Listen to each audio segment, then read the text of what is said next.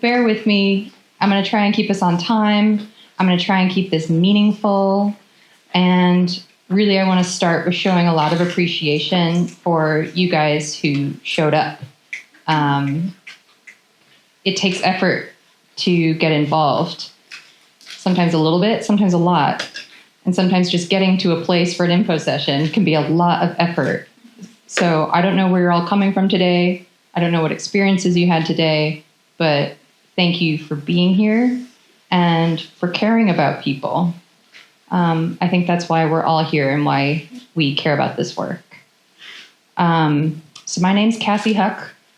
I'm a new hire at Partakers. So for some reason, they put me in charge of outreach when I'm terrified of public speaking. But here we go. So I'm going to go through what we're going to talk about. I'm just going to talk about what Partakers is, who the heck are Partakers. I'm going to talk about the work that we do. We have 2 different programs. Then I'm going to talk about why we do it. I'm going to try and keep that brief, although a bunch of us could go on and on about that. And then we're going to get into specifics about what mentors actually do, what volunteers actually can expect. And then we're going to hear from our wonderful panel, which is actually the main event of the night. It's not me. I'm going to try and get my part over with so we can hear from them. All right. Here we go. We're going to start here. What is Partakers? Partakers is a 27-year-old nonprofit with over 400 volunteers serving people who are currently incarcerated and people coming home from prison in Massachusetts. We organize, train, and match mentor teams of 3 to 4 people, all volunteers, with a student who is incarcerated and earning their bachelor's degree with one of our college program partners. And that's either with Boston College, Emerson, or Tufts University. Mentor teams visit with their student at minimum once per month for the length of their studies, which is anywhere between 4 to 5 years. They also have regular correspondence and offer support, guidance, and wraparound community for the student's social and emotional well-being. We also run a reentry program, which is in partnership with Brandeis University. It's a 14-week program consisting of virtual workshops over Zoom and weekly meetings with a mentor team of 2 throughout the 14 weeks. I'll dive into both of those programs in more detail a little bit later. So we currently work inside 2 medium security men's prisons, MCI Shirley and MCI Norfolk. BC and Tufts hold their classes inside Shirley, and Emerson holds classes inside Norfolk. EPI provides students inside the opportunity to earn a bachelor's degree in media, literature, and culture from Emerson College. BC PEP offers a bachelor's degree in applied liberal arts from Boston College, and Tuppet offers a bachelor's degree in civic studies from Tufts University's School of Arts and Sciences. Partakers cooperates closely with the Department of Corrections, what I'll call the DOC, and our 3 educational partners. It takes quite a village to make these programs happen. The educational institutions provide amazing classes, discussions, and TAs to help their students succeed. Adding the element of Partakers mentors provides each student with personalized attention, encouragement, guidance, and a community. Partakers is here for every student's social and emotional well-being while earning their degree in one of the harshest environments in America. So speaking of it taking a village, here's a glance at our current staff and volunteer coordinators, some of whom are here. Amy, shout out to Amy. She's our mentor coordinator for Emerson, EPI. We have Jesse, our director of operations, and we have Rachel, our director of mentor relations. Some background. There used to be over 500 colleges and universities that offered degree programs to incarcerated people, which you may not have known. But then the 1994 crime bill eliminated Pell Grant funding for incarcerated people, and that number dropped to just 7 college programs nationally. Boston University was one of the programs in 1997 when Partakers began. An Episcopal social worker named Jeanette Hanlon mentored a BU student while he was incarcerated, and he's now the executive director of Partakers, Arthur Bembury. Next, I'd like to take us into the why we do what we do. Why do we visit people, total strangers, in prison once a month in a scary waiting room? Why do we keep coming to see that person for years? Why does it matter? I can't answer that question without talking about the prison system as a whole and the systemic injustices that got us where we are today. Consider this a crash course in incarceration in the US as context for understanding the bigger picture. While the United States constitutes only 5% of the world's population, we actually claim 25% of its incarcerated populace. We have the highest incarceration rate over any other country on the planet by far. Look at Massachusetts as a state in comparison to Canada as a country. Massachusetts' total population is 7 million people, and Canada's total population is 42 million people. Our small state of Massachusetts incarcerates 165% more people than our neighboring country to the north. And we, in Massachusetts, by the way, have the lowest incarceration rate than any other state. I wish we could say we're trending better, but over the last 50 years, both the state and federal prison population has grown by about 540%. Of the people in state prisons, the average person has been arrested 9 times. 68% were 18 years old or younger at the time of their first arrest. 33% had a parent incarcerated while they were kids. And 40% have a physical or intellectual disability. So, who are these people? Who is this demographic who we incarcerate? I won't ask for a show of hands to answer that. The Department of Justice and FBI statistics show that 69% of crimes are committed by white people, but people of color are 5 to 8 times more likely to be punished. In fact, today, there are more African American adults under correctional control in prison or jail, on probation or parole, than were enslaved in 1850, a decade before the Civil War. There's another demographic of people worth noting who we incarcerate in the US. LGBTQ plus people are 3 times more likely to be incarcerated than people who identify as straight. The disparities shown in this visual and the previous one are also, unfortunately, reflected in the ways people are punished within the prisons themselves. It's like a prison within a prison. People of color and LGBTQ people are more likely to be punished while inside and put in solitary confinement, which is 23 hours a day in a cell. And there is one more demographic worth mentioning here. And I'll give you a clue. The state of Massachusetts recently proposed a project to build a new prison for this group, the budget of which was just raised from $50 million to $360 million. Women. No country in the world incarcerates more women than the US. Women are the fastest growing incarcerated population overall, but Massachusetts actually has the lowest incarceration rate for women compared to the rest of the country. At MCI Framingham, which is Massachusetts women's prison, there are less than 200 women. This is a part of a larger trend in Massachusetts specifically, where our overall incarceration rates have dropped 50% in the last 10 years. So I can't help but ask why, if our incarceration rates in Mass have dropped by half in the last 10 years, why our tax dollars would go towards a new women's prison. These questions go deeper into the abolitionist and prison reform space, which we don't have time for tonight. But if you are interested in this very hot issue in our state, I encourage you to go to the Free Her campaign website for more information. Or you can talk to Angie. Here's another important thing to know. Our prisons are essentially revolving doors. Recidivism, which is the rate at which people return to prison after release, is a telling statistic we use about our justice system and how rehabilitative it actually is, compared to how rehabilitative it claims to be. Nationally, 50% of all people are back within 1 year, 79% in 6 years in Massachusetts. in Massachusetts, the rate is 29% within 3 years, which is the lowest in the country. I should also note that not all recidivism is because new crimes were committed. The majority of the time, it's because of non-criminal or technical violations. Parole is an extremely conditional form of release, and any violation, like running a red light, breaking curfew, crossing a state line, or even your ankle monitor running out of batteries, can land someone on probation or parole and right back into the prison system.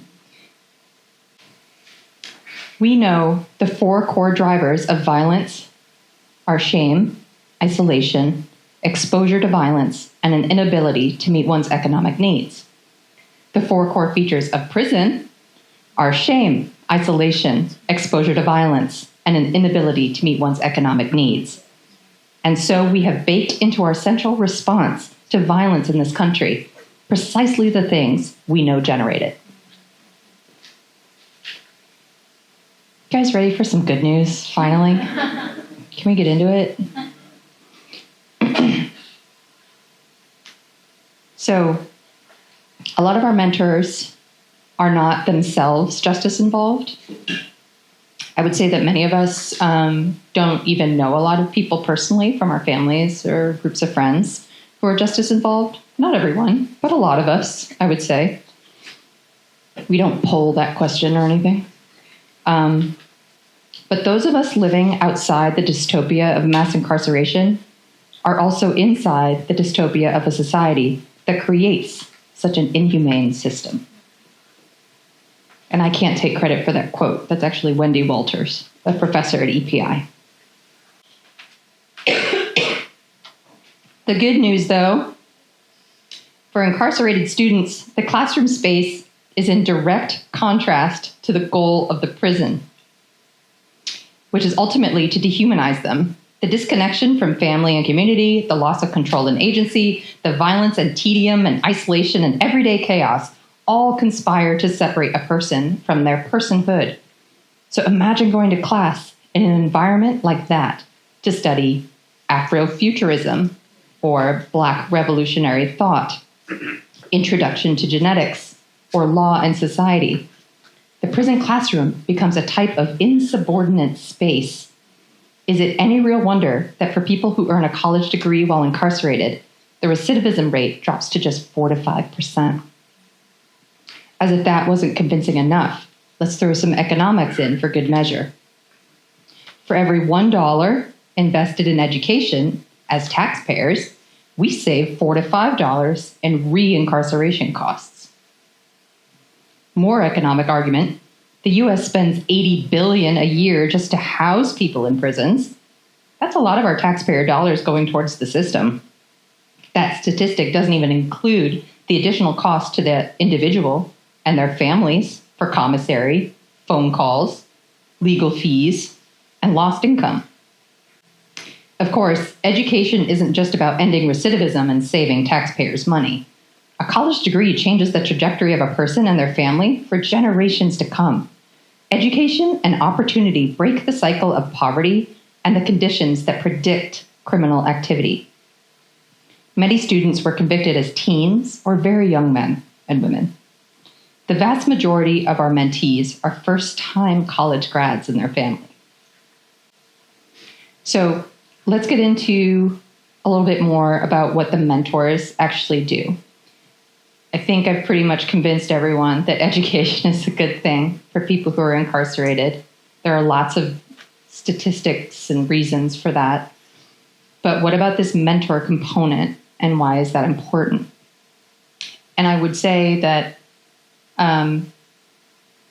while the educational institutions do an amazing job teaching the students, they have TAs, they have tutors, they have a lot of support. What happens to their educational journey if they don't have anyone visiting them, for example, or if they can't see their family on a regular basis because of economic hardship or what have you, or health, who knows? So what Partakers aims to do is bridge the gap and provide that social and emotional and consistent encouragement to our students who are doing something really, really hard in a really harsh environment. So I think what we look for in mentors is compassion and consistency and curiosity. Do you have an open mind to this person? Do you see them as way more than the worst thing they've ever done? Can you show up open to that, to them? And can you be there consistently to visit them and say, keep going? Can you be there consistently to talk about their class? It turns out it makes a huge difference. For mentors, the time commitment itself is flexible. And the reason it's flexible is because we assign a team of 3 to 4 mentors for each student. So in order to visit once a month, that team of 3 or 4 might choose a schedule where someone's visiting every other month, and filling in the time with emails in between. I've had some mentor teams split the year in 6-month chunks for some reason. I think because they travel abroad for the winter or something. So it's really up to the team once you're matched to create your own schedule and see what works for you. And there's also no academic tutoring required, just the consistency and the encouragement. That's just a nice quote.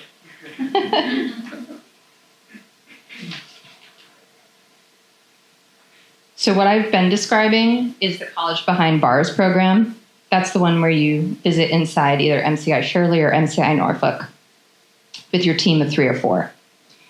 But since 2020, 2020 saw the CBB program shut down for obvious reasons, I think we all know.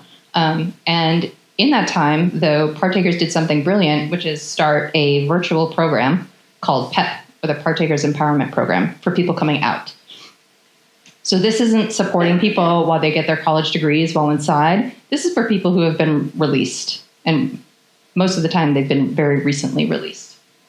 So this is in partnership with Brandeis and their Justice Initiative, or BWC.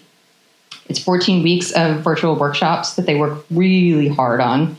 Topics like technology, education, housing. They try to hit all the issues for someone reentering into society. And again, we add the mentor component to this. So each student not only is getting this great education, but we're also giving them specific attention to them, their journey. What are their goals specifically? I just had my mentor meeting with my PEP mentee before I came here. And her goals are, she has housing for a year, hallelujah, but she wants to get an education. She wants to get a better job. She was thrilled to hear that community college in Mass is free. Not everyone knows these things. And so we're here to help give that individualized attention. And it's a 14-week program. I would expect 1 to 2 hours a week of commitment, but for 14 weeks. Whereas CBB, it's like a once-a-month commitment, but over the span of 4 to 5 years. So now I'm done talking. And I'd love to bring up our amazing panel.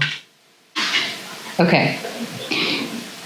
Angie Jefferson. She's a graduate of both CBB and PEP, and she TAs for PEP as well. We love her. So Angie is a motivational speaker, storyteller, and an activist against the injustice of the carceral system. After serving 31 years in prison, Angelia obtained her bachelor's degree in liberal arts from Boston University and her culinary arts certificate. She now works as a licensed cosmetologist and certified needs dog trainer. She has been on several panel discussions with Harvard University and Suffolk Law School discussing how the prison system and mass incarceration impacts women and families of color and the lack of medical care for incarcerated women. She has participated in movements such as the No Cost Call, the National Clemency Campaign, and Ending Life Without Parole. She continues the fight on the National Council for Incarcerated and Formerly Incarcerated Women and Girls, working with the Free Her campaign and campaigning for the No New Jails moratorium bill.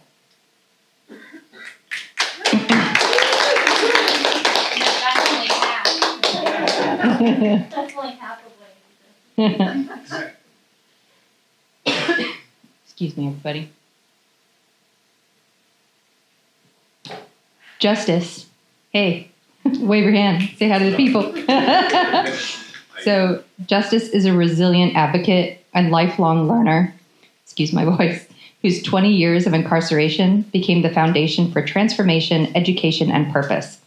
Through relentless self and formal education, he earned his bachelor's degree in media, literature, and culture from Emerson College's Prison Initiative. Earned numerous additional certificates and also grew to be a powerful voice for prisoners' rights and justice reform. His journey reflects strength, discipline, and the belief that knowledge can create freedom both inside and outside prison walls. Today, Justice is building a future in investing, cybersecurity, and business analytics through continuing his education and starting his own business, while simultaneously inspiring others through his story of redemption and perseverance.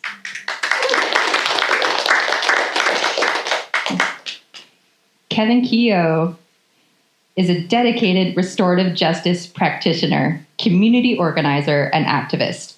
In his role at TPP, he leverages his lived experience to support returning citizens and foster meaningful community connections. A proud graduate of Emerson College's Prison Initiative with a degree in media, literature, and culture, Kevin is deeply committed to legal system reform and political engagement that centers the voices of those most impacted by incarceration. No. Where were you today, Kevin? I was at the State House. That's right. How many hours were you at the State House? You don't have to answer that. And finally, I'd like to introduce Rachel, our Director of Mentor Relations and a Partakers volunteer since 2020. Rachel has been with Partakers since 2020, serving in multiple roles that reflect her dedication to education and mentorship. She began as a College Behind Bars and Partakers Empowerment Program mentor and later became the PEP coordinator. Now, as Director of Mentor Relations, Rachel draws on her firsthand mentoring experience to support, guide, and grow the community of volunteers who walk alongside incarcerated and formerly incarcerated individuals.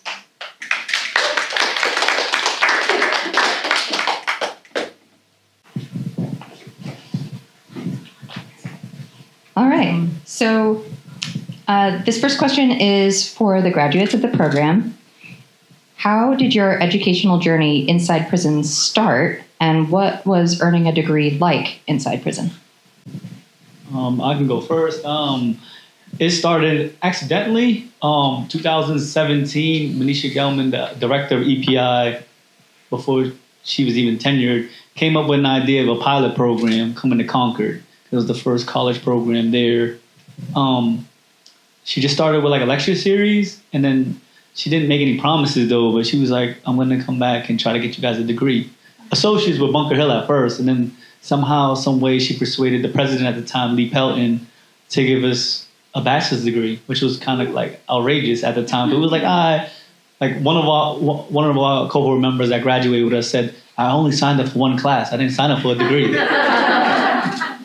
And I'm like, but the journey was, it was hard because we got it during COVID. Like from start 2017, then like we only took like 2 classes at first, then 3, and COVID hit, and it was just like, that was the hardest part, and that's probably like the hardest part of my incarceration. I did 16 years. I went in at 16, but I was like, it was just like, I think like that was almost like the last leg of my incarceration, but that was like the worst part because it was school, but also knowing if we were gonna die in there because they kept saying every 2 weeks we're gonna tell you what's going on. But that was probably the hardest part. But just had a great cohort, great friends. My mentors though, like during COVID, they made sure like they couldn't come visit anymore because of visit restrictions, but they made sure they emailed me, wrote me letters. If I wasn't answering within a timely fashion, they would call the prison. CEOs would knock on my door like, yo, go call them and write them back and tell them you're fine. Like, why don't you say it? But for the most part, Yeah, it was hard because going in as a kid, I didn't know how to do citations. I didn't know how to write a thesis. I didn't even know what a thesis was. I was like, why do I got to make an argument about this paper? But I'm like, you know what? I'm just gonna argue it. But just that learning curve and then all that, and then being in a classroom with people with different ages, different ideas, from different neighborhoods. Some people you probably don't even you're not supposed to get along with for the most part. And we're just like over the years, it's just like we just meshed, became one family, which was the best part of it, I think. But it was challenging. It was challenging, but it was worth it. Hello. My journey was, I dropped out of school when I was 16. That's when I had my first child. And when I caught my case, I went to prison when I was 20.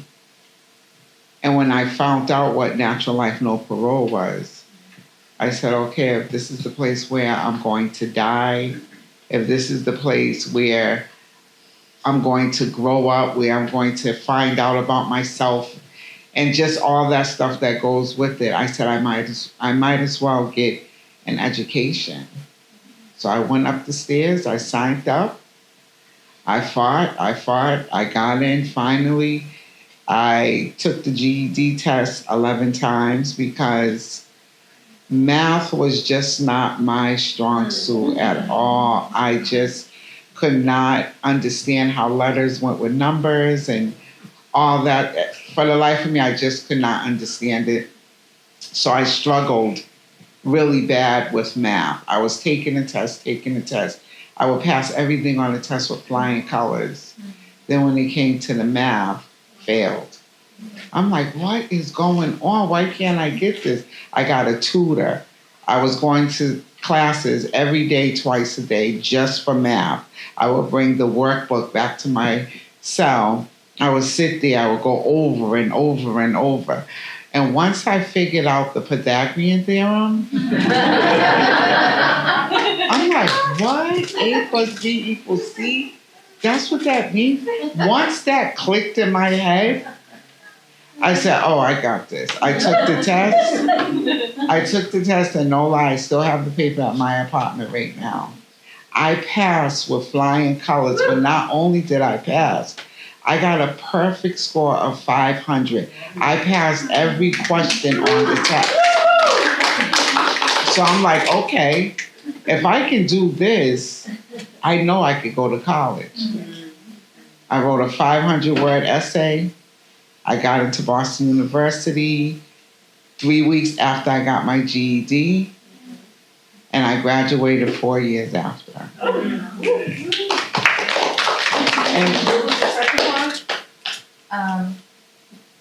Just what was earning a degree inside prison like? I think you answered it. Yes.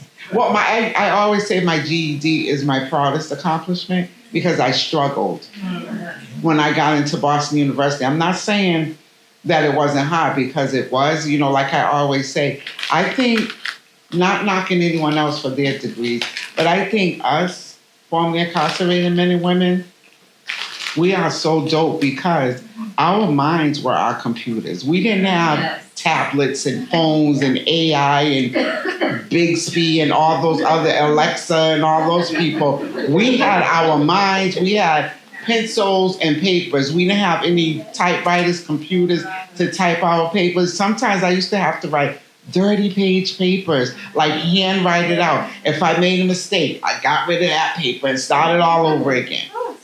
That's why I said we are dope. Yeah, you are. We did that with our minds and our hands, and that's it. Yes.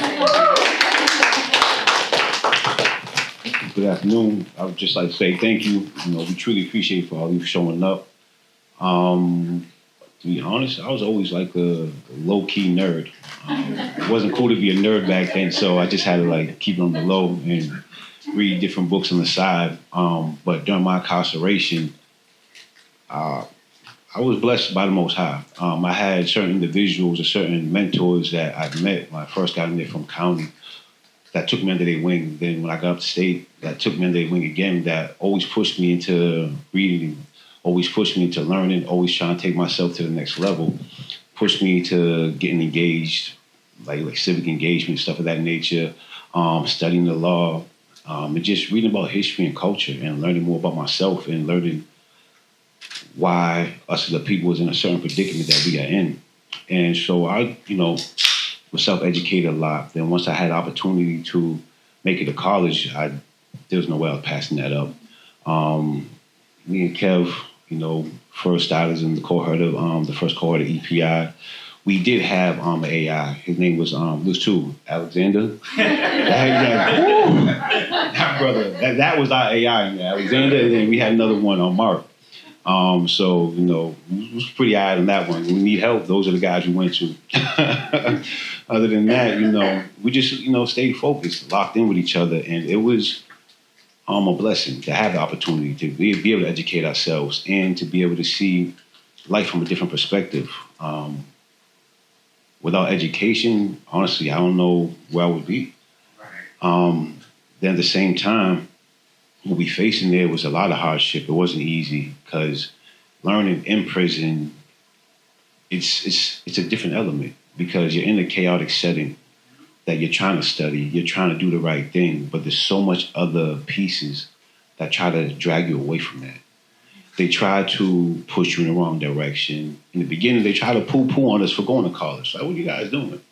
But then college is important. It changed the environment. Like Kevin will tell you, we guys went from being in the yard speaking about Jay-Z, the Locks, LeBron James, and Jordan, who's the best doing that, and caring about who had the most money to. Now we in the yard speaking about like Foucault and Iran, speaking about culture, speaking about history, speaking about, genetics, all types of things. Just, it was a whole different environment. And so it was very important. But then we face further adversity dealing with the administration and dealing with COs who continuously opposed us receiving education. Like, we literally had to fight to have access to a classroom.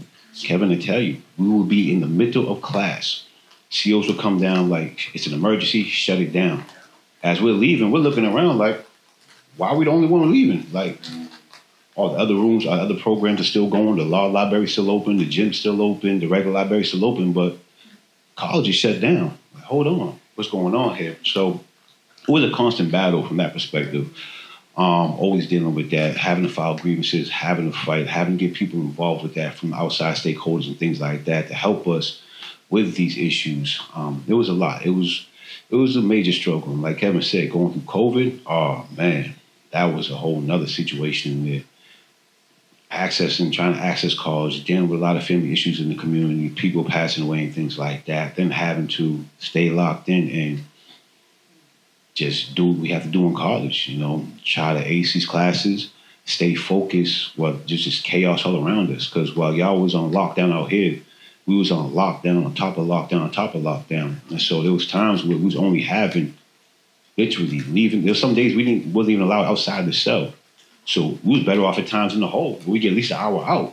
But in there, during COVID, there was times we wouldn't get out at all. Or we have 5 to 15 minutes of recreation. And during them 5 to 15 minutes, you got to use the phone, take a shower, and if you got to clean the cell, do whatever else you got to do within that short duration of time. And so it was definitely a lot. But like I'll say AI, Alex, when I was going through a lot of stress, and like, yo, I don't know if I could do this. He's like, bro, this is what you signed up for. He's like, man up, like you gotta get it done. Like you came so far, you don't quit now. And so between Alex and my mentors, it definitely meant a lot having them in our corner for everything that we faced in there, and trying to obtain not even trying to, but we actually accomplished it, get our bachelor's degree through college and things like that. It was definitely a lot. That actually goes into our next question. And I'd love Kevin and Angie to speak how education affected the prison environment as well, like Justice just pointed out. Okay, like Justice was saying though, it shifted the culture because in Concord, MCI Concord was known as the land of misfits. You send every reject from Susan Baranowski, the maximum security prison, there because they're not almost deemed worthy to go to Shirley Medium, Norfolk, Gardner, because they're more than likely to mess up and go back. So it's like, you know what? Let's just send them all there. And then so in 2016, when I got sent there, after spending 8 years in the max and just going there, I'm like, I don't want to be here. This is the worst place because everything's still there. Gangs, you know, you can get any drug you want. You can almost get any contraband you want in there.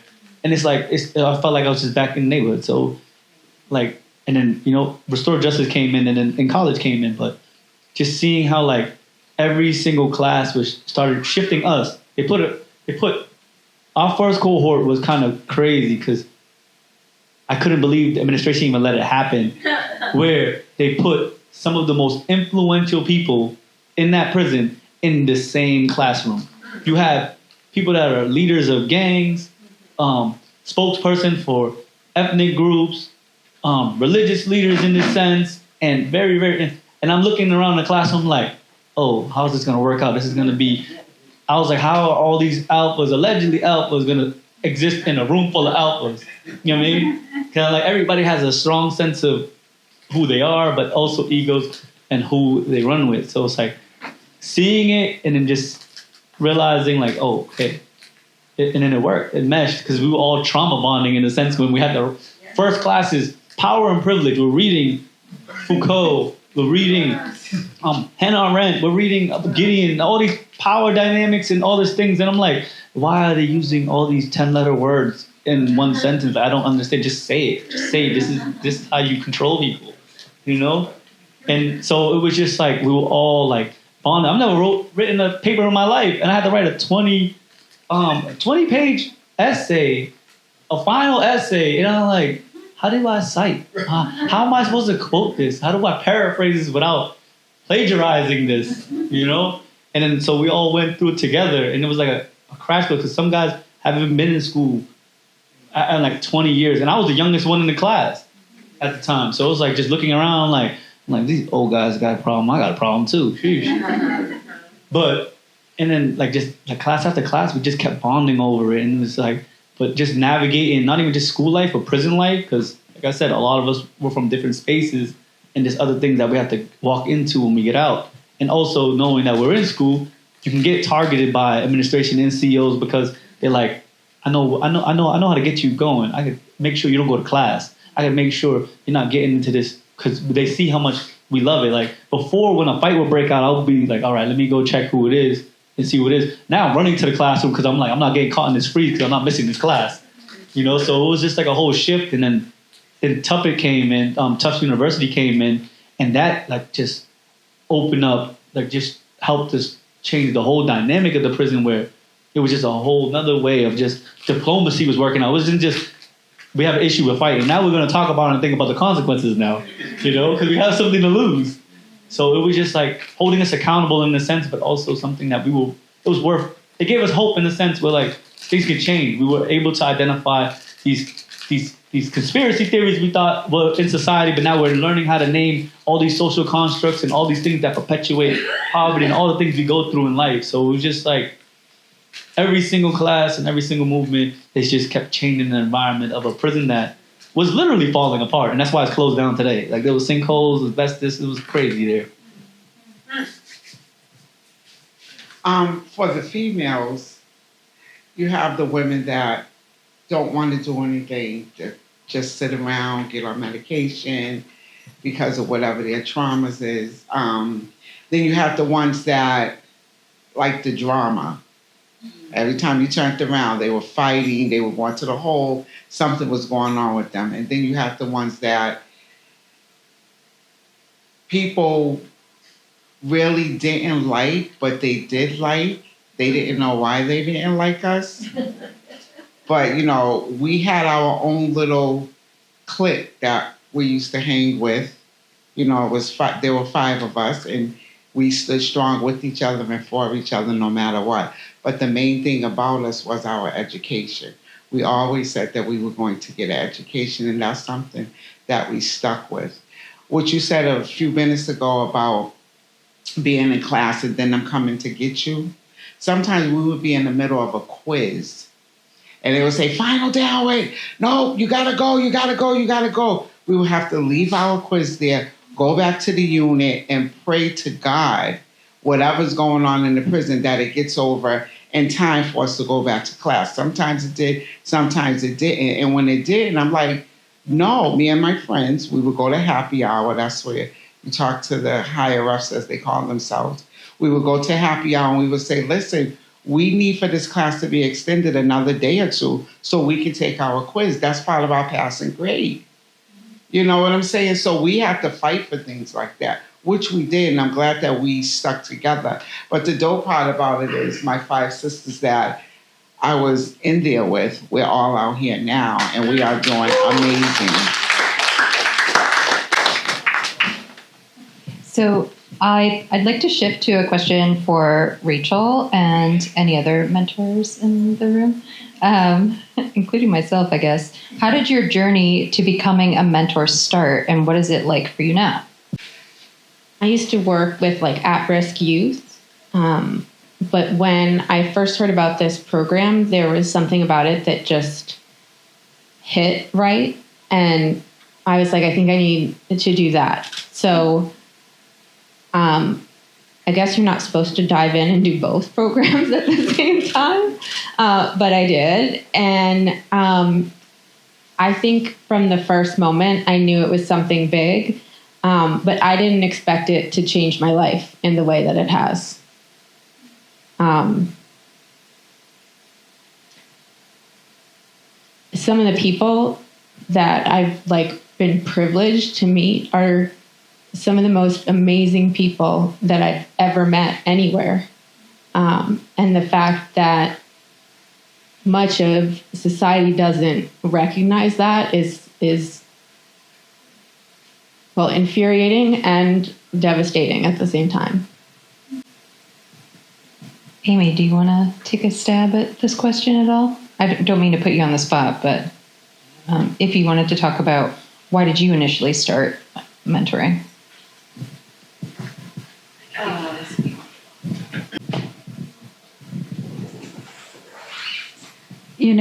I think probably like a lot of people, the idea of mentoring started sort of from a social justice kind of concept in a way. I read and heard Bryan Stevenson, and the idea of, for me, I've been an activist and an advocate, and but I've always felt the piece missing is that I wanted to really be in relationship with people who are impacted by the issues that I cared so much about. And so, in bringing this program to my temple, I'm Jewish, the idea of supporting college students. I mean, if you're Jewish, education is all. So I sort of felt like it was a new program, but there would be a lot of support at my synagogue, which there was. We went from 8 to over 50 members of my community have mentored. So what I want to say is it sort of started in a concept about being engaged in justice work, and it continues to be that, but what it actually became for me was so profound. I'm maybe like Rachel, I think of my life really in many ways as a before and an after Partakers. And part of it is, for me, the true value of seeing the divine spark in someone from such a different place and in such a dark place. And for us to see that spark, that spark of life and humanity in each other. And these are relationships that I know it might sound like if you're only visiting every other month, how can you really make a connection? But these are some of the deepest connections. After a few years, you really are extended family in many ways. And it's because there's nothing between you. and your mentee. There's no paper, there's no smartphones, there's no table. You are just with each other. And so the connection and the communication and the sharing and the really seeing each other happens in such a deep way. And what I will just say is that you can't ever unsee, and your heart can never close to the feelings, the knowledge that there is such beautiful, important, deserving humanity behind the wall. Cole was like, you got to do it. So I was like, all right, whatever. So I just did like the worst essay ever. And I was like, whatever. They gave me 3. Whatever. It could have been better. But I got 3 different, because almost everybody got it from like the same, either congregation, same place, or like they all kind of somewhat knew each other. Mine, they didn't know each other. I had Tom, he's Catholic, Frida's Jewish, and then Sarah's like, I don't know what gung ho Protestant means, but she said that. So I'm a gung ho Protestant. And I'm like, I just believe there's a higher being, but I'm not gonna just choose up because I feel like I'm joining another gang. So I'm like, I'm gonna do that. But it changed my life. But like for the most part, like we try to talk about school stuff for the most part, but then I'm just so random. We just start talking about life, and then like just getting to know them, and then they help me like navigate, like just because I had so much questions about what is like being an adult takes, and like they were all in different phases of their lives. And they come from different walks, so it was just like, just sitting there and just hanging out. And like, my partaker Frida, she passed away in March, but she was fighting cancer. She was like in remission for like 20 years during COVID. Came back, and she was having an onset Alzheimer's. But she would, once COVID cleared up, and they were able to visit. She used to come visit like at least twice a month, and she would come with Sarah, but. It was like you could tell she was forgetting things, but she wasn't forgetting a lot of our conversations together. And then when I went to her funeral, and then I got to meet her husband and her son, and I didn't realize how much of an impact I had on her life because she would talk about me all the time, and like they knew exactly everything that I went through. So I was just like kind of laughing. I knew everything about them too, so I was like, yeah, fair exchange. But like we're still in touch now, and like. It's just cool, and they check up on me. And I only been out 19 months now, and like so I was in the halfway house for like 6 months, and then just trying to figure out how to do everything else. So I didn't get to go see Frida when I got out, because she was like just bedridden and everything. But like it still kind of like kills me a little bit not to see it, because she at my lowest moment she was always there for me, and I couldn't be there for her. But it just, it wasn't just like education stuff, it was just life. And like definitely going through the parole process, because I didn't know I was getting out or anything. I just had an opportunity to get out because, they sentenced me to a natural life sentence. Same thing with Angie, like, God willing, we were able to, some laws changed and everything, and now we're out here. But them being there, and then like, they had to step away from Partakers a little bit because they went to my parole hearing. They spoke on my behalf, but it's like it was just a relationship of like a family I didn't even know I wanted or needed in a sense, and it was because like my family of first generation, they were in refugee camps and everything, so I can only imagine like the hardships they had to go through, even trying to come visit me. And then it was like my Partakers the one that kind of put it into perspective, because when I just be like, yo, my family don't come see me. Like they were like, you don't really know what they went through. They probably don't want to go through these process of checking in and out. It's like, because in refugee camps they're like in prison too, and I never thought of it in that way because I just didn't know. They never talk about it, but having like a surrogate family to talk about and then to process a lot of my trauma too, and things I didn't know, and they were helping me like articulate it. So even though they were there for my education, they were there for not just, I guess, the intellectual one, but more emotional. So that's what was really big for me. My partaker journey started when I got into Boston University. This lady named Peggy Tolan, she said, Angie, you should sign up for Partakers. And I said, no, it's okay. If I need anything, my family will send it to me. I don't have to worry about that. She said, no, it's not just about that. I'm telling you, you should sign up for it. So I said, give me a couple of days. I really didn't want to do it. But I went back up to education. I went back up to education, got the application, wrote that little essay, filled out everything else, put it in, and they told me that I ended up with 6. Yeah, 6. Denise, Tatiana, Carol, Miriam, Lauren, and Carol. Carolyn and Carol, yes. So those are my mentors, and I tell you, I've had them now for 8 years. And I love them so much. They're a big part of my family. They know everybody in my family. I was just on FaceTime with them last night. We go out, we eat, we talk about life, we talk about education, we talk about grandkids because all of them all of them except Lauren have grandchildren now. I have a grandchild. So we just bond with each other. When we were on the inside, I remember the first visit I got, I said, oh my goodness, these little Jewish white ladies, they're gonna be trying to judge me. You know, they don't know anyone that's been in prison. You know, they don't know nothing about this. They came in, they gave me a hug. They said, do you want something off the machine? I said, no. I didn't know what to say, so they were sitting there.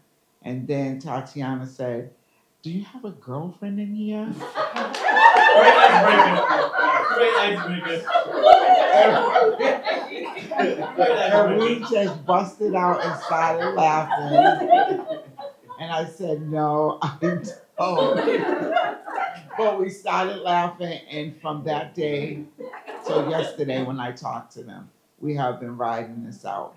They stuck it with me through my BU, my 4 years of Boston University, my going back and forth to court to get my conviction overturned, my parole hearing. I mean, you name it. They have been with me 100%.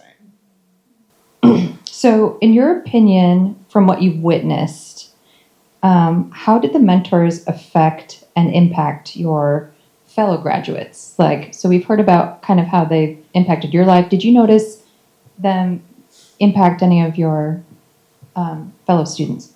Oh, I can go. Yeah, I was just one of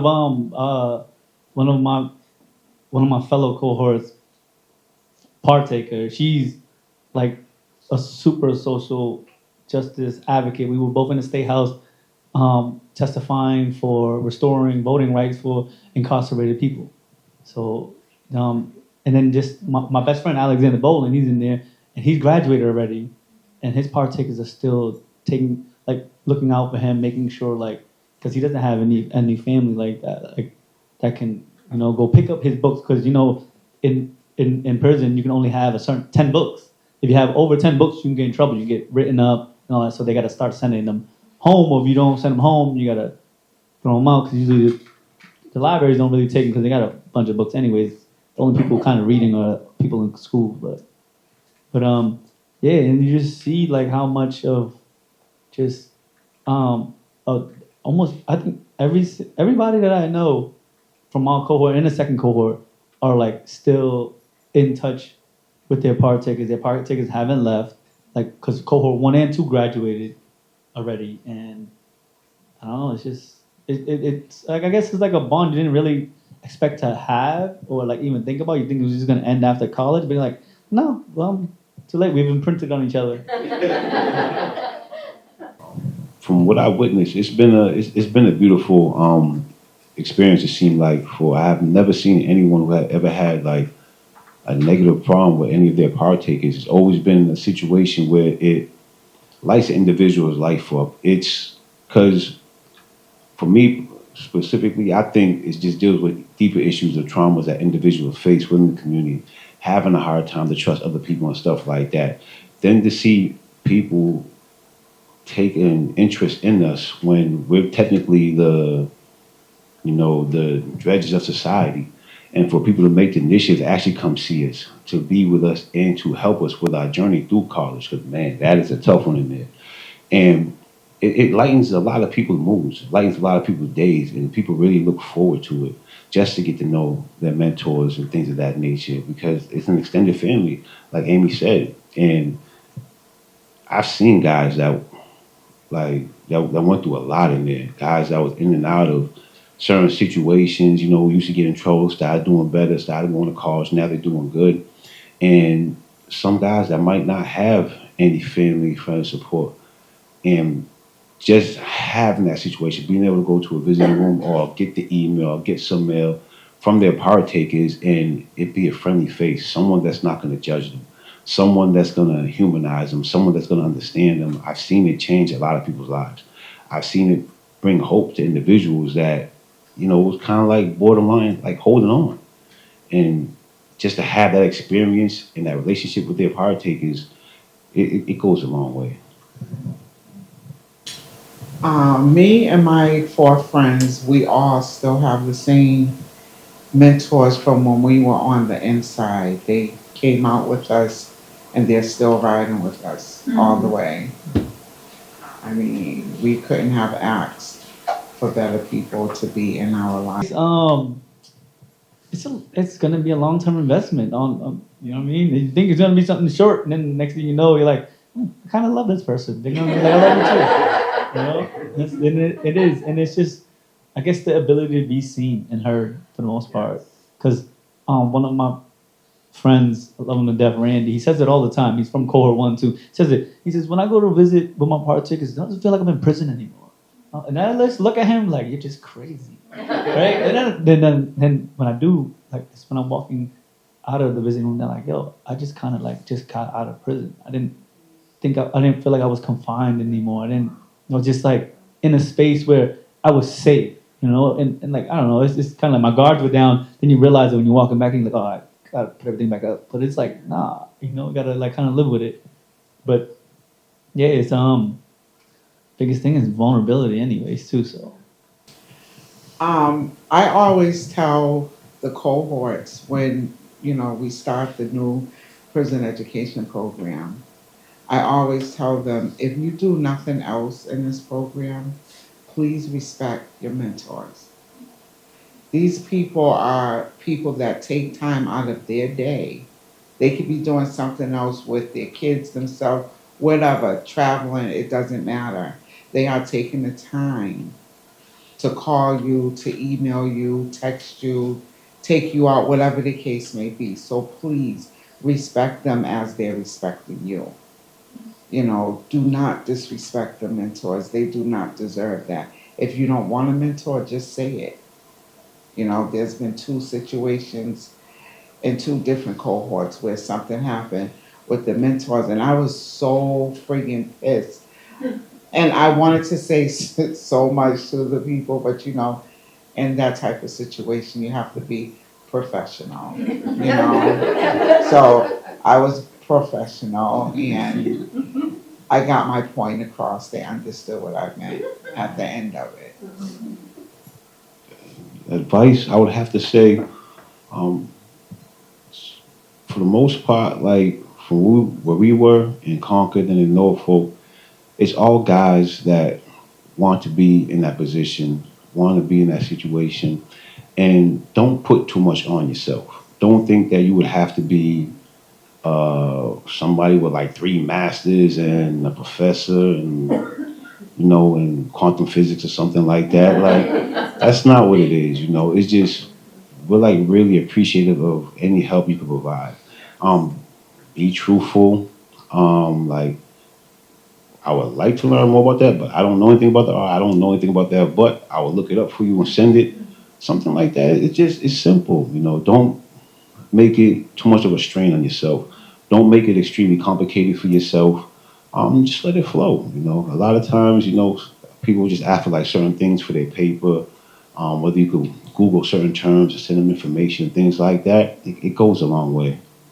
Can I add something? Cassie? Yeah, go ahead. I would also say not to expect the bond to immediately form. The first time I met my mentee, the first thing he said was, "Why are you here?" And but it took me back a minute, but then I thought, why wouldn't you ask that? Yeah. Like, why is a stranger sitting here? And, you know, it took time, but what you get at the end is beyond worth it. Thank you, Rachel. So just to clear it up, that's like our bro Marcus. He's a great guy. He's very big on intentions and sincerity. And so he will ask a question like that and be direct because he wants to engage you and see how sincere you are. And so that's a great point because sincerity is the next thing. What do you wish people knew about people who have been incarcerated?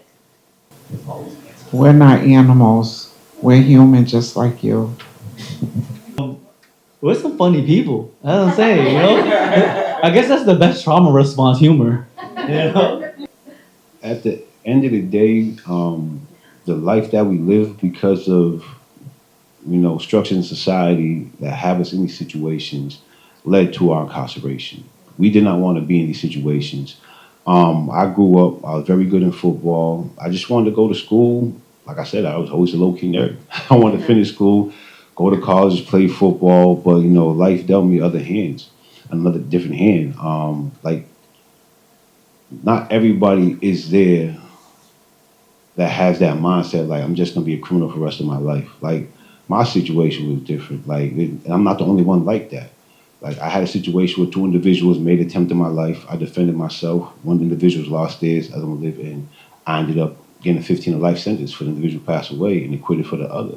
But these are different scenarios that happened, and there's different things that led to individuals being in that situation. And so, because of unfortunate situations of our lives and we was lived and we were placed within specific parts of society, it created a domino effect that led to our incarceration. And a lot of us just sincerely good people at the core. We just was dealt a bad hand, suffered a lot of trauma, and you know, people deal with it differently. Thank you. I'd like to move into reentry a little bit so we can spend some time on the PEP program, which is the 14 weeks of virtual workshops for reentry specifically.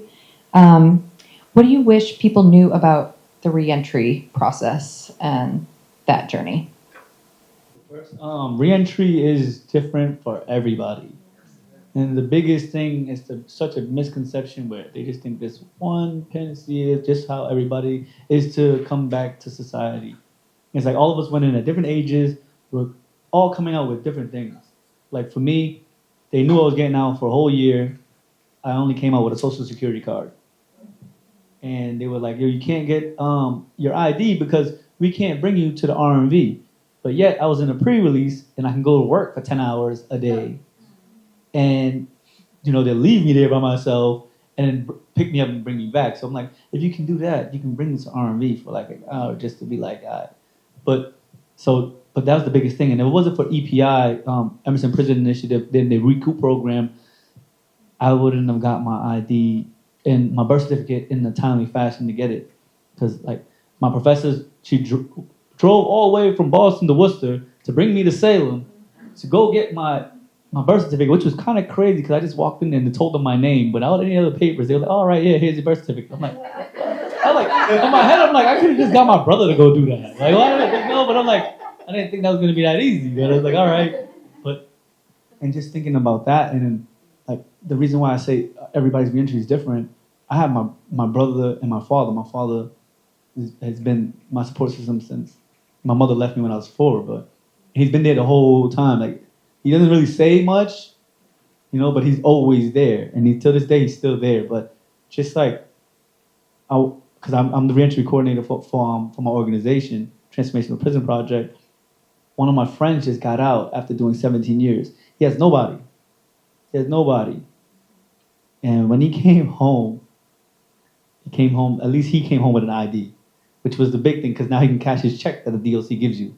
Because I didn't know you couldn't cash your check if you didn't have an ID. So I'm like, all right, this is another big thing.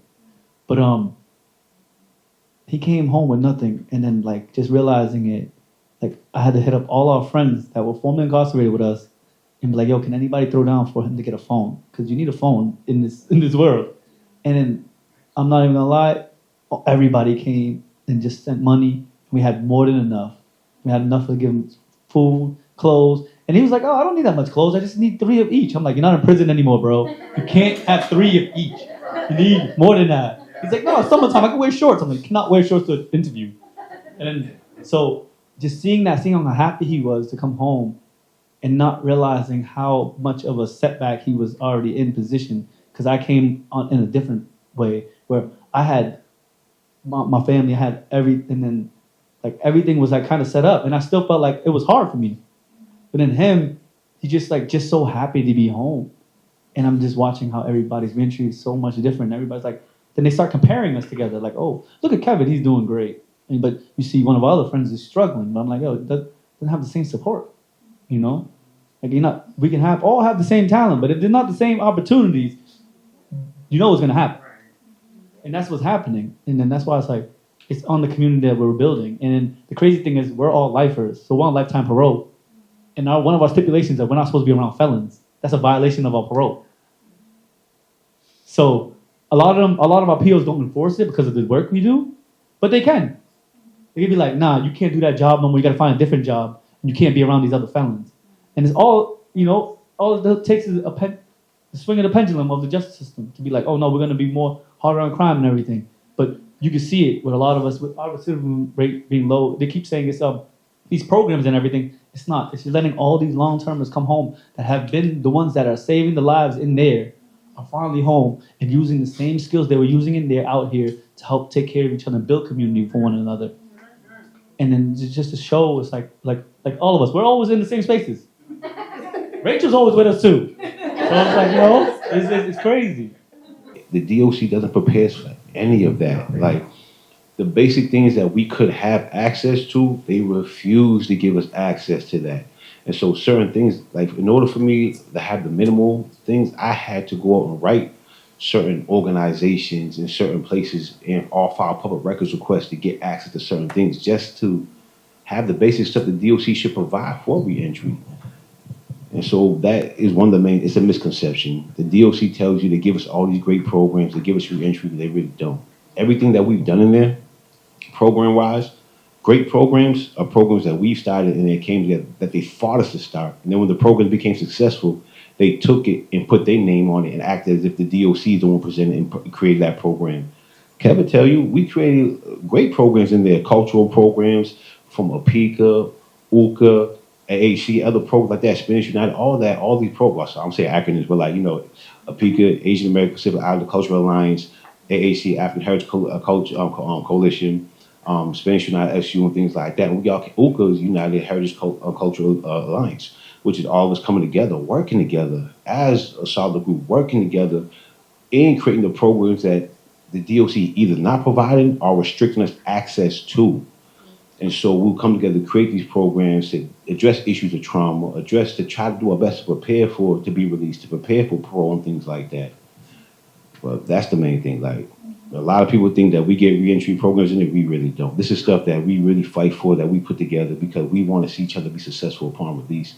And then, when we come home or even Partakers helping us in there, these are organizations that we rely on for help with things of that nature. For Rachel and maybe Amy again, if you want to be put on the spot, no pressure. What was being a mentor like in the PEP program, and how was it different from being a CBB mentor? Mentoring in the PEP program was different in that it felt almost like all intensified because for 14 weeks, in certain ways, this person was like the center. You went to mentor meetings to talk with other mentors and to get guidance. You met with them once a week. You watched the video of their class so you could, know what they were doing. And it just became like this integral part of your day-to-day as you were thinking about it. So that intensity was there right away. But I was amazed at how in 14 weeks you could really get to know someone and feel close to them. so that I stayed in touch with, I'm still in touch with 2 of my PEP mentees, just checking in, seeing how things are going. And it's again, you don't need to have like a, make myself sound great. You don't need a skill. It's like you're literally just being a human who's interested. If they're like, can you help me find resources? You call the people you call the people at Partakers, you say, hey, my guy really needs some help with housing. Who can I call? And you really just help them see that they have everything it takes to do it. And when they're coming against obstacles that feel like everything is getting in their way, to just take a step forward, you're there to just say, no, let's take it together. Let's just next step, and not become overwhelmed. And it's an amazing experience. It's an amazing community. I don't know if I just answered the question or not. Totally did. So I actually haven't been a reentry mentor, but I was helped create and mentored PEP mentors for the first 3 years of the program. And so I think, one of the really big differences in the experience of mentoring in these 2 programs is that in some ways the College Behind Bars program, because our mentees are confined in the prison and it's the education program, they're almost they're on this expansive internal journey. Like their growth is so sort of personal and intellectual and emotional, and we get to be in that space with them, and they're already in that growing space, so we get to be part of this really growing time, exploring, learning time. I would say when our mentors are matched with students in the PEP or participants in the PEP program, depending on how recently they've gotten out, they're much more like drinking from the fire hose with all of the external, everything that's around them that they're having to deal with. And so a lot of the qualities that are really helpful for PEP mentors are like just kind of like problem solving, like listening and working through things.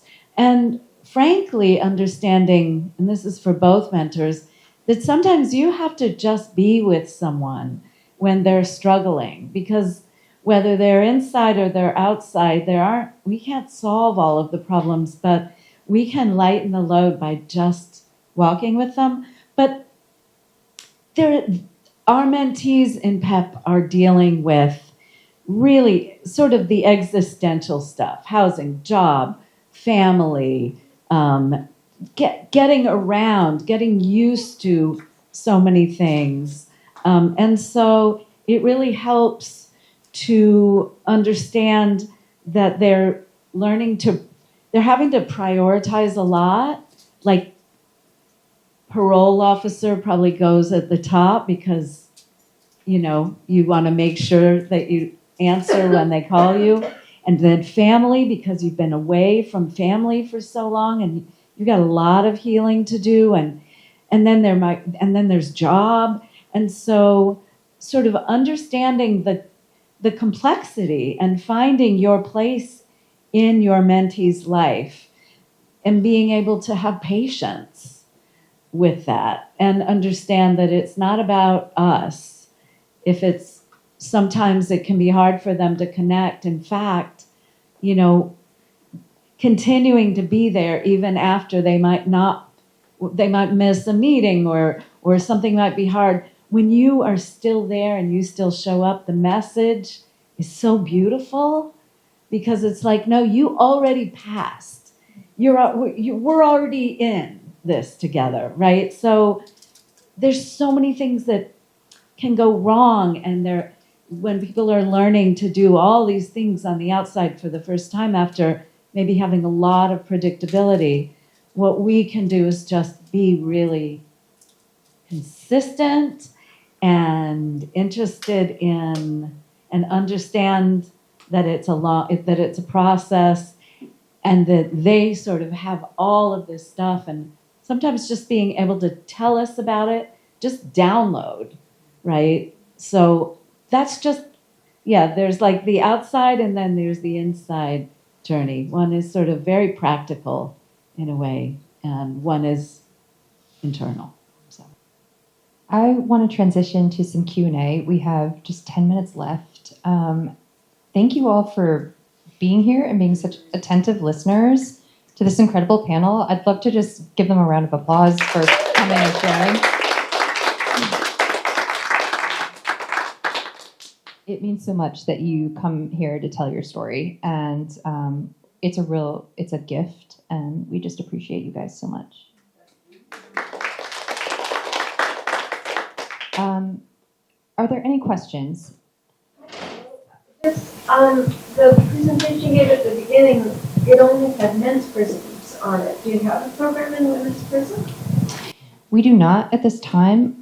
Rachel, do you want to answer that? BU was at MCI Framingham. They are no longer giving a degree program. It's just a certificate program at this time, so we're not in the women's prison, but hope to be. That's one thing I learned in this. The women's prison is really under-resourced. They have the least amount of programming, everything. So majority of it's all self-help within them. I mean, I'm speaking on Angie can say more. They are like super under-resourced, and like I think from my perspective, just seeing it, the women that I've met that have been in Framingham, it's like you just see all the trauma they went through. It's kind of like ours, but then there's so much other things that we will never understand. Saying like having to leave your child, somebody you birthed, and like all these other things that they go through in there, because there's the dynamics of just the power dynamic of a male supervisor and female. It's just, so I can just only imagine the trauma they had to go over and over again, and then they don't have the resources we have, So I will say we are always trying to get in different capacities and have not been able to be approved in different capacities. So we have a special women's TA in the PEP program, which is our lovely Angie, who serves as like a consultant and also a person who focuses on women's issues for the women who come out. So we have that role. And in the PEP program, in the reentry program, we only pair women with female teams. And that's really important to some of the process as well. So if we choose to get involved, what are the next steps? Well, I'm so glad you asked. I figured that was a question you were looking for. So I'm looking at you, have a slide for it. I have a slide for that.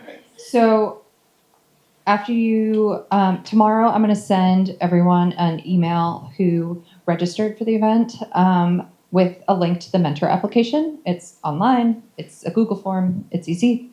And if you're still, I will say that if you're still unsure if this is definitely 1,000% what you want to do, fill out the application anyway, because you're not locked in yet. It's really just to get you into the pipeline of training and getting some more knowledge about, okay, what will this actually entail? What are the nuts and bolts here? And what's required of me? What's required of my time? That will be covered in the mentor training. So go through the application, go through the training, and it's only when you sign a covenant letter, which your potential mentee would also sign. So it's like an agreement between all of you to say, yeah, we're in this. And it's at that point that you'll get matched with your mentor team, your mentee. It's the most exciting day. You read their letter, and it's so exciting. And then, so after you're matched, we'll know which educational institution and which prison you're going to, and we'll get you kind of more specifics about that program or that prison, because the rules just can be slightly different. So that's the process. When is the training? Because it says here it's August. Oh, don't look at that. Rachel, do you want to talk about the next training? The next training is tomorrow, and then the next one is October. There are 2 in October. If I had my phone with me, I would look at it. I'm pretty sure there are 2 in October. There's 1 in November and 1 in December. It also depends on which educational program and prison you're going to. So if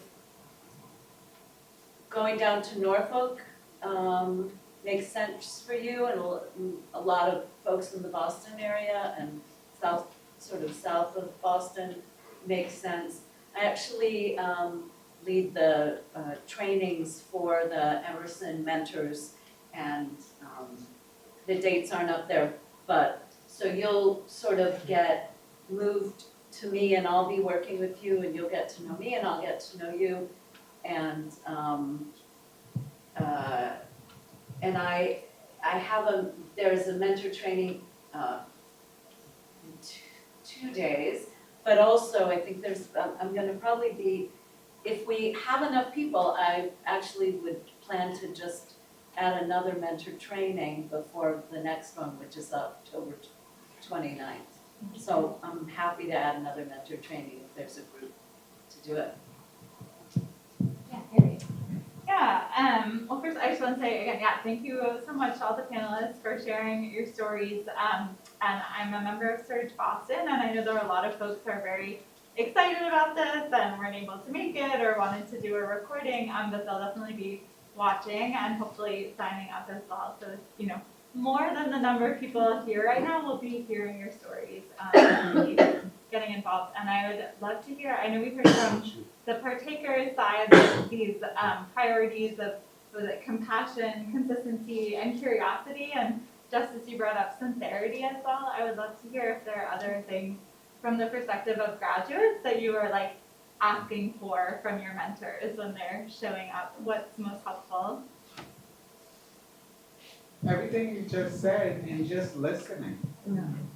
Just listening. Because sometimes that's what we need. We need someone to listen. Because when you're talking to your family, your partner, or your close friends or whatever, they know you. The mentors don't know us like that. Yeah. And I think it's important as a mentor not to go in with a fix-it mentality. Right. You're there for the person. It's a whole different thing if you want to change the social construct. I'm not deterring you from that at all, but that's not what you're doing with your mentee. You're just there for them. You're their person.